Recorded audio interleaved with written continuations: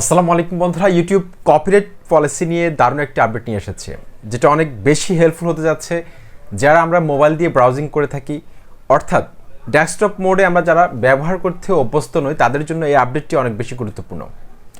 আমরা যখন ডেস্কটপ মোডে কপিরাইট ম্যাচ টুল দেখি বা কোনো একটা কপিরাইট স্ট্রাইক এসেছে কিনা, কপিরাইট ক্লেম এসেছে কিনা, সেগুলো দেখার জন্য কিন্তু আমাদেরকে গুগল ক্রোম ব্রাউজারটিকে ডেস্কটপ মোড করে মোবাইলে ব্যবহার করতে হয়।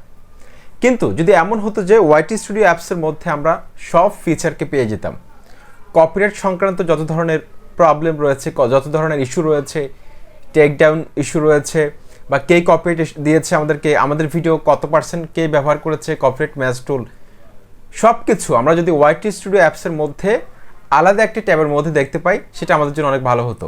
হ্যাঁ, ইউটিউব খুব শীঘ্রই সে আপডেটটি সবার চ্যানেলের মধ্যে রোল আউট করে দিবে। খুব শীঘ্রই কিন্তু আপডেটটি চলে আসতে যাচ্ছে, যেটা আমাদের জন্য আমাদের কাজকে আরও বেশি সহজ করে দিবে।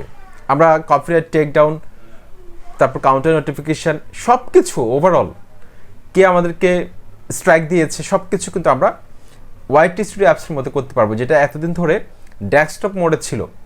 ক্রোম ব্রাউজারে ডেস্কটপ মোড করে এগুলো দেখতে কিন্তু আমাদের অনেকের বিরক্তি লাগে, যার কারণে ওয়াইটি স্টুডিও অ্যাপসের মধ্যে কিন্তু অনেক ফিচার কিন্তু ইউটিউব যুক্ত করে দিচ্ছে। তো আশা করছি এই আপডেটটি আপনাদের কাছে অনেক ভালো লেগেছে, এমনকি খুব শীঘ্রই এটা আপনারা পেয়ে যাবেন। আসসালামু আলাইকুম।